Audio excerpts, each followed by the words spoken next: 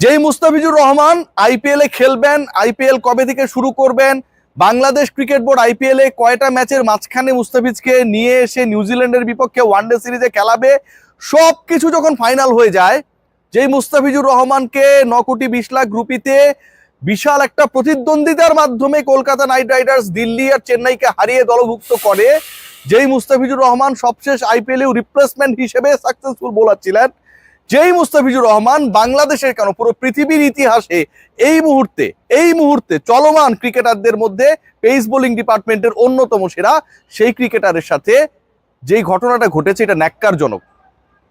কোন প্রতিবাদের ভাষা আসলে প্রতিবাদ করার জন্য মুস্তাফিজের সাথে যে ঘটনা ঘটানো হয়েছে যথেষ্ট না।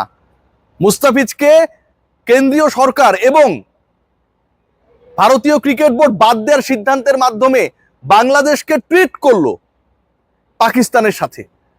বাংলাদেশ ক্রিকেট বোর্ড বিসিবিকে তারা নামিয়ে দিল পিসিবির কাতারে। আমাদের ক্রিকেটার, একজন ক্রিকেটারকে নিয়ে যখন এত বড় সমস্যা হয়, তখন আমার প্রশ্ন যে আপকামিং ওয়ার্ল্ড কাপ ফেব্রুয়ারির 7 তারিখ থেকে যেটা কিক অফ হবে, বাংলাদেশের 4টা ম্যাচ রয়েছে, 3টা কলকাতায় এবং 1টা মুম্বাইতে। এই যে 4টা ম্যাচ, এই 4টা ম্যাচে বাংলাদেশের 15 সদস্যের ক্রিকেটাররা খেলার জন্য ভারতে যাবে, কোচিং স্টাফের সদস্যরা থাকবে, আরো অনেকেই খেলা দেখার জন্য, কাভার করার জন্য যাবে।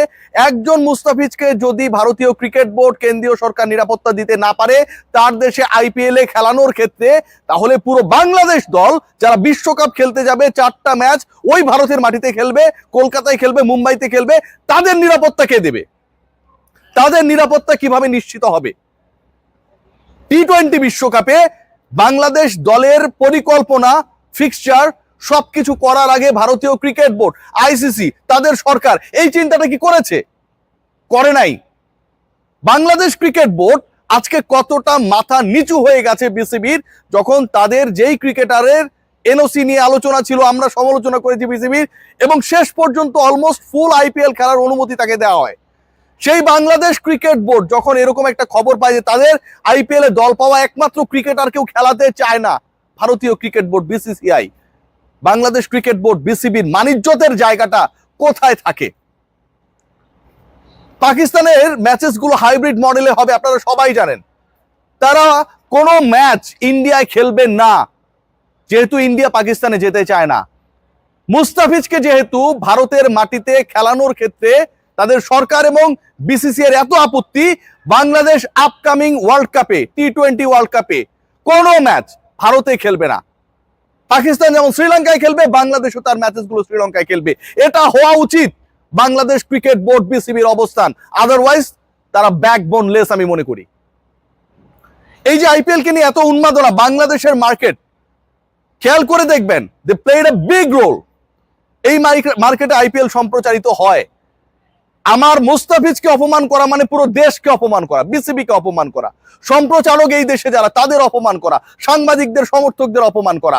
আপকামিং আইপিএল এ বাংলাদেশ ক্রিকেট বোর্ড এবং সরকারের সিদ্ধান্ত নেওয়া উচিত, যেহেতু বাংলাদেশের ক্রিকেটারকে তারা গ্রহণ করতে রাজি না, সেই টুর্নামেন্ট প্রচার যেন না করা হয় এই বাংলাদেশে। এই ডিসিশনটা নেওয়া উচিত। It should be taken strongly.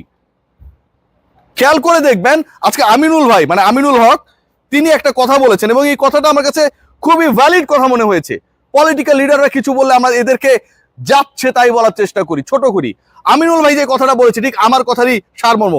মুস্তাফিজের ইস্যুর পরে সামনের বিশ্বকাপে ভারতে গিয়ে খেললে আমাদের ক্রিকেটাররাও ঝুঁকিতে থাকবে, শতভাগ সত্য কথা।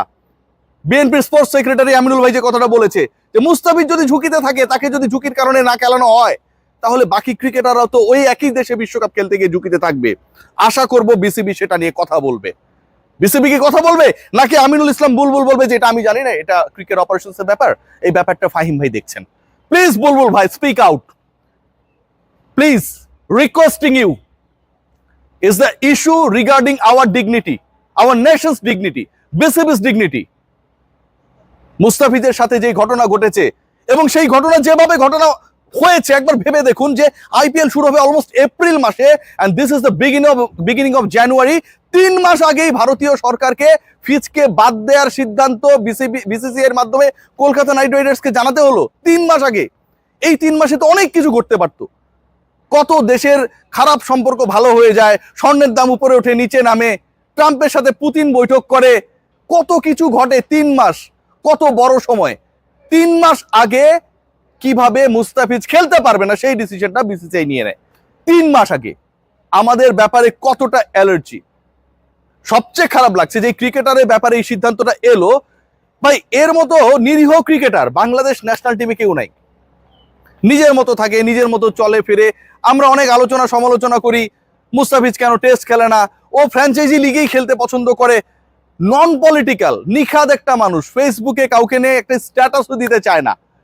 সেই ক্রিকেটারের সাথে যখন এরকম একটা পলিটিক্যাল ইস্যুর কারণে এরকম বৈষম্য হয়, ডিপ্রাইভেশনের শিকার হন, এটা কোনো অর্থে, কোনোভাবে, কোনো যুক্তিতে অ্যাকসেপ্টেবল না। আজকে এই চটটা পড়েছে বাংলাদেশের উপরে, বাংলাদেশের সরকারের উপরে, বাংলাদেশ ক্রিকেট বোর্ডের উপরে, মুস্তাফিজের উপরে না। ভারতীয় ক্রিকেট বোর্ড বুঝিয়ে দিয়েছে যে মুস্তাফিজকে তারা গুনায় ধরে না। এর মানে বাংলাদেশের একমাত্র প্রতিনিধিকে তারা গুনায় ধরে না, মানে বাংলাদেশকে তারা গুনায় ধরে না। তাহলে ওই দেশে গিয়ে বাংলাদেশ কেন ক্রিকেট খেলবে? যেই দেশ বাংলাদেশের একমাত্র ক্রিকেটারকে আইপিএল এ খেলার অনুমতি দেয় না, নেবার পরেও তাকে ঘাট ধাক্কা দিয়ে বের করে দেয় কাইন্ড অফ, সেই দেশে গিয়ে বিশ্বকাপ খেলতে গিয়ে আমাদের সম্মান কি 1.5 ইঞ্চি উঁচু হয়ে যাবে? পাকিস্তান যেমন শ্রীলঙ্কায় খেলবে সব ম্যাচ, বাংলাদেশ ক্রিকেট বোর্ডের নাও স্ট্রিক্টলি অবস্থান নেওয়া উচিত। একজন ক্রিকেটারের নিরাপত্তা যে বোর্ড দিতে পারে না, সেই বোর্ড 15 ক্রিকেটারের নিরাপত্তা দিতে পারবে। এই যুক্তি কোনোভাবে কাম্য না, কোনোভাবে গ্রহণযোগ্য না।